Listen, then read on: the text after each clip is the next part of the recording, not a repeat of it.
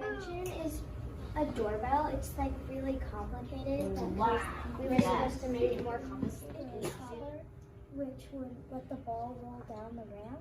You need a lot of parts and it would make a doorbell more complicated because usually you just sort of press a button. Cup is for drinking whatever you need, and on the plate, if you can put anything you want, so there's a spoon, fork, and put the cup in. Put the cup in. Yeah. You say there was a hole. My Gizmo is called the Beachinator.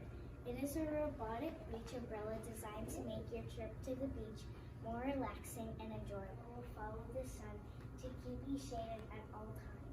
Up here, you push on the handlebars and it moves, and then you pull one back and it stops. Glue spitter.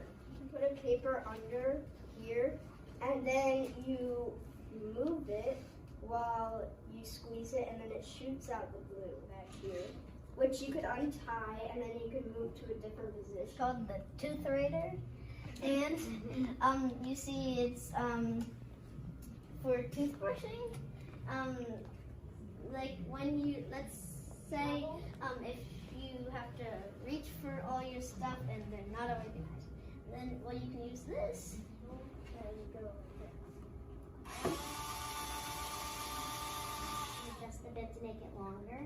And if you're eating a burger, there's ketchup and mustard or like a hot dog. My invention is supersonic hairbrush. So my invention is a tissue box with chopsticks. Grace's invention. My sister's sandwiches into hearts, and she's having like difficulty like peeling off the crust, and it's still like coming out with perfect color. There's a speaker, and it tells when the elevator is coming. Paper airplane, but I made it motorized. The ailerons are here so it can turn, and the elevators are here so it can go up and down. I've made bank makes it fun to put your money away, and it's inspired by a gumball machine. So it's a coin in, go down into the